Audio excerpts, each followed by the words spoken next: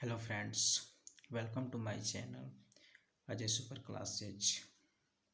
आज हम कोरोना बीमारी पर निबंध के विषय में चर्चा करने जा रहे हैं कि कोरोना पर हम निबंध कैसे लिख सकते हैं।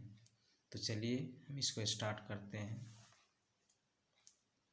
सर्वप्रथम हम लिखेंगे प्रस्तावना हेडिंग डाल लेंगे, डैश देकर उसके अंतर्गत लिखेंगे कि कोरोना ही बहुत ही खतरनाक बीमारी है। जो कोरोना है वह बहुत ही खतरनाक बीमारी है। यह बीमारी नई है। कोरोना को कोविड-19 के नाम से जाना जाता है। जो कोरोना बीमारी है उसको कोविड-19 के नाम से जाना जाता है, क्योंकि यह बीमारी दिसंबर 2019 में प्रारंभ हुई थी, इसलिए इसको कोविड-19 के नाम से जाना जाता है। यह वायरस जनित है, यानी कि यह जो बीमारी है वह वायरस जनित है।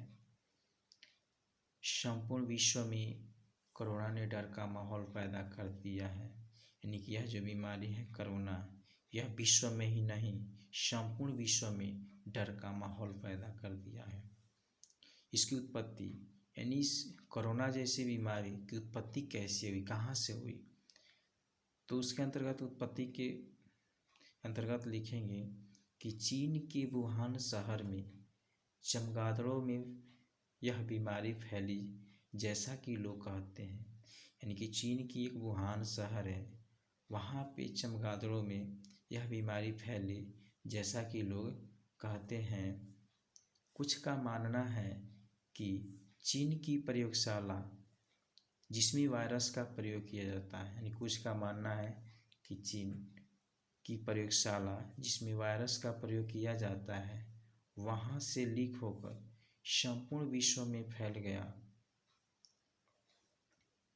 यानी कि वहाँ से लीक हुआ, चीन की जो प्रयोगशाला थी जिसमें वायरस का प्रयोग किया जाता था वहाँ से लीक हुआ, वह वायरस वहाँ से लीक हुआ और संपूर्ण विश्व में फैल गया।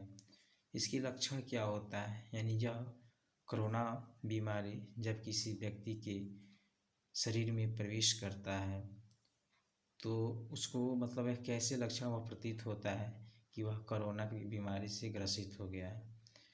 तो लक्षण के अंतर्गत लिखेंगे कि इस बीमारी में सूखा खांसी आना, बुखार आना, सर्दी आना, यानी सर्दी के कुछ सामान्य लक्षण होते हैं। अंततः श्वास नाली संक्रमण से व्यक्ति का असमय मृत्यु हो जाता है। यानी कि यह बीमारी जब किसी मनुष्य के अंदर प्रवेश करती है, जब किसी व्यक्ति के अंदर प्रवेश करती है तो कैसे पता चलता है इसी कोरोना हो गया है। तो देखिए, प्रारंभ में इसे सूखा खांसी आएगा, बुखार आना शुरू हो जाएगा, सर्दी के कुछ सामान्य लक्षण दिखाई देंगे, अंततः श्वास नली में परेशानियां होने लगी, वह श्वास नली से संक्रमण से व्यक्ति का समय मृत्यु हो जाएगा। इस प्रकार से हम लिख सकते हैं लक्षण में। प्रसार में यानी कि इस बीमारी का प्रसार कैसे होता है, कैसे फैलता है, तो यह बीमारी छींकने, थूकने एवं एक दूसरे के स्पर्श से फैलता है। यानी कि यह जो बीमारी है वह छींकने, थूकने एवं एक दूसरे के संपर्क से फैलता है। जब व्यक्ति छींकने लगता है, थूकने लगता है एवं एक दूसरे के स्पर्श में जाता है तो यह बीमारी धीरे धीरे फैलने लगता है। अतः इसका प्रसार रोकना जरूरी है। अतः यदि हम इसका प्रसार न रोकें तो यह बीमारी धीरे धीरे फैल जाएगा। अब इसकी रोकथाम कैसे करेंगे, तो रोकथाम के अंतर्गत लिखेंगे इस बीमारी के प्रसार को रोकने के लिए साबुन से हाथ धोना चाहिए। यानी इस बीमारी के प्रसार को रोकने के लिए साबुन से हाथ धोना चाहिए, मास्क लगाना चाहिए, सैनिटाइजर से हाथ साफ करना चाहिए, बाहर से आने पर स्नान करना चाहिए, साफ व स्वच्छ वस्त्र पहनना चाहिए।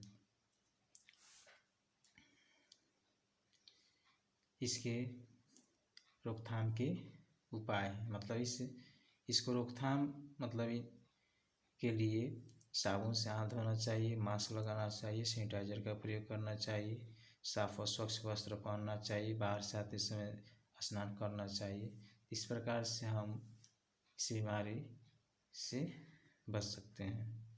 उपसंहार में के अंतर्गत लिखेंगे कि कोरोना जैसी बीमारी संपूर्ण विश्व में हाहाकार मचा दिया है। यानी जो कोरोना बीमारी है वह संपूर्ण विश्व में हाहाकार मचा दिया है। चीन, स्पेन, ब्रिटेन, इटली आदि जैसे देशों में इससे मरने वालों की संख्या लाखों में पहुंच गई है। यानी इस बीमारी से मरने वालों की संख्या लाखों में पहुंच गई है। भारत में इस रोग की शुरुआत में ही लॉकडाउन लगा दिया गया। जब भारत में इस रोग के लक्षण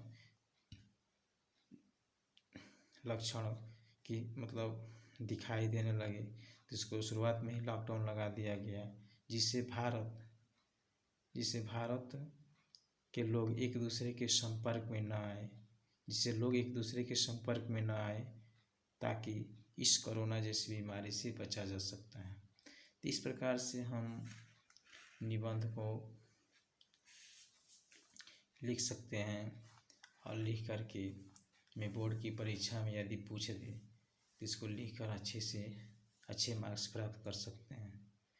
तो आशा करता हूँ कि आप सभी को ये निबंध अच्छे से समझ में आ गया होगा।